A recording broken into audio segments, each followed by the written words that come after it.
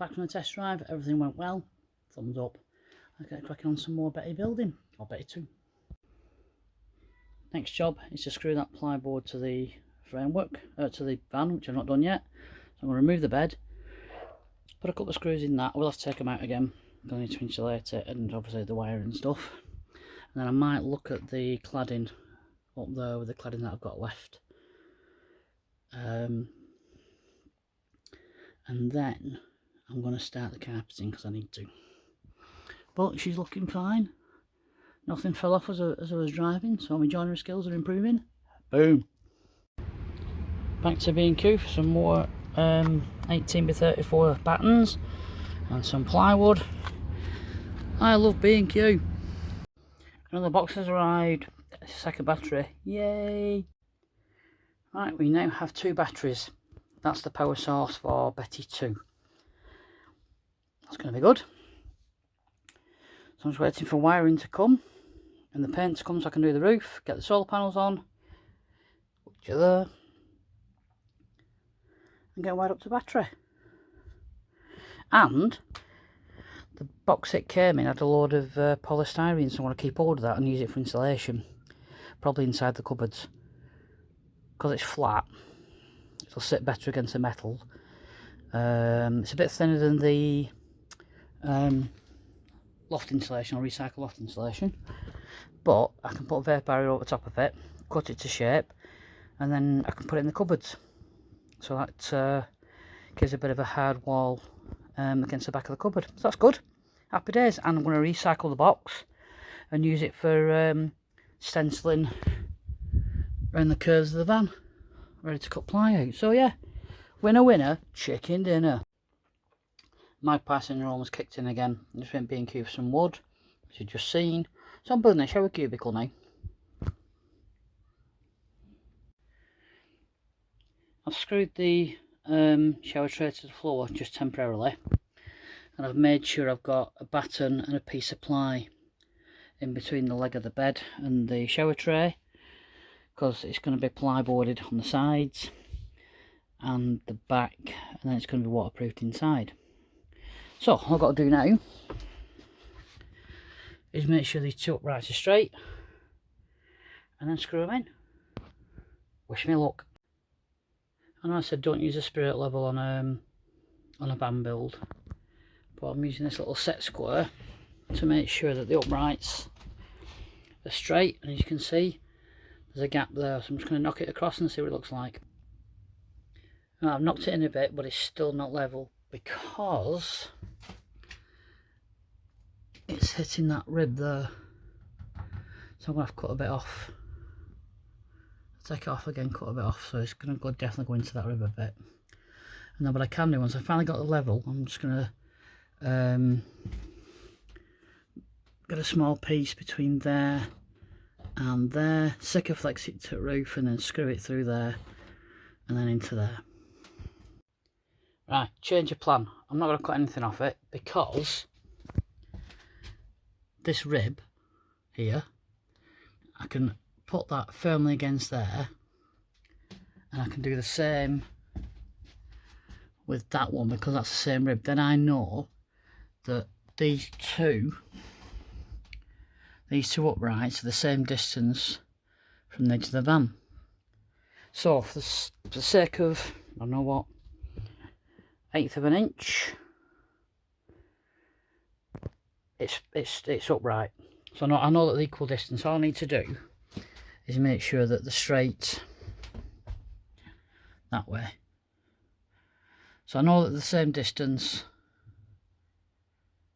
It's just whether they need to go in. Alright. So I might measure. I'm going to measure from Paul. I don't know. I'll suss it out. Right, I'll measure the distance between that and that.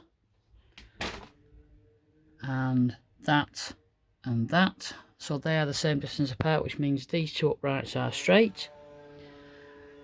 They're both against the rib, so they're straight now. Let's just have a look from outside.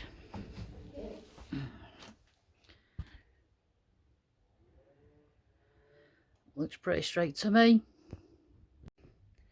like straight from this side as well. So I'm going to glue a small batten to the ceiling, like that set, and then once that's set I can screw them 2 battens in place. Now I will have to take it all apart again because I'm still not sure where the drain hole's going to drill the hole in the floor. I'm hoping that that is right, but I'll need to look under the van yet. But as I start the shower cubicle, I did screw that piece of wood to van, by the way, so that's done. Again, I'll have to take all that off and sort the wiring out. But we've got an idea now of how much room I've got between the shower cubicle and the kitchen, which is enough to walk past, up and down to get into bed. And I've now sourced a bathroom door. Actually, that depends how wide it is, doesn't it? Yeah. Depends how wide that bathroom door is. But if it's not wide enough, I can always blank off one part of the shower, so you can still get in through the bathroom door and have a douche. So again, van building is not an exact science, but we love it. Let me get in there. Alright, that's 2 little pieces Sikaflex to the roof.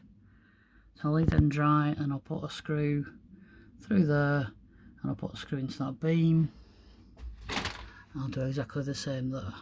So now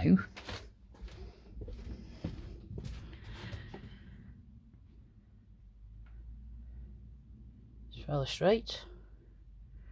So I'm just going to see, just to support it, if I can get a piece of plywood and see how far I can get with that.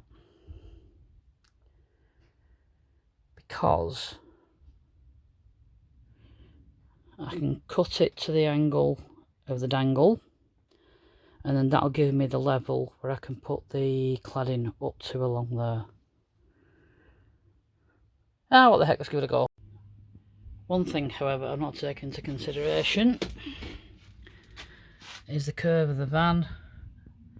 And as you get to where your head's going to be, there's not much room to basically wash yourself. So I'm going to have to bring the shower tray out, possibly to that rib there. So you're talking another, what, 5 inches? So I'm going to have to do that. But it's okay because I've got measurements of these. It's basically just unscrew everything, move it out, and then do it again. Alright, that's the 4 corners of the shower cubicle done. Just moved out a bit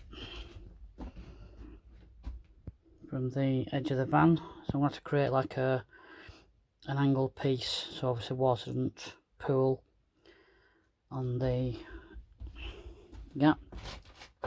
Plywood's going to come from here all the way back to the wall on both sides,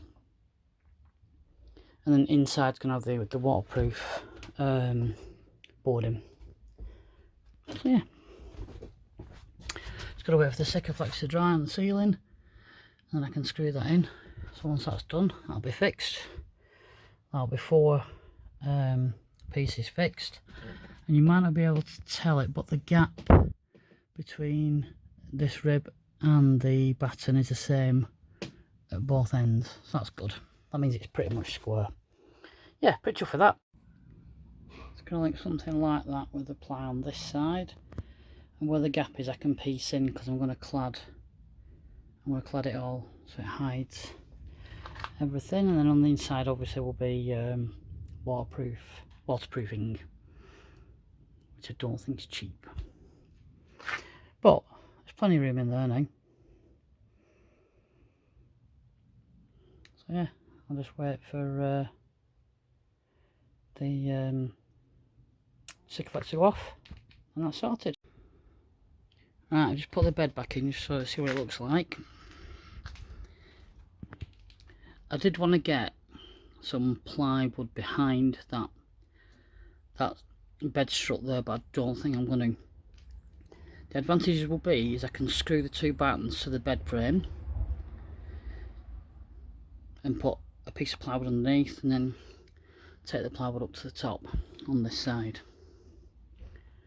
So yeah, pretty impressed with that really. Just wait for the Sikaflex to go off and screw the top bits in. That's the shower frame done. So it's not looking so bad for a day's work, that. Yeah, I'm quite impressed, and it's all straight. Excellent. Right, thanks very much for watching this episode of pt1's build. It's still nice and sunny out here. Dark clouds coming over though.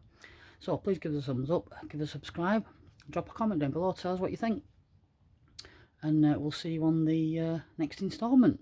And don't forget, keep doing what you do.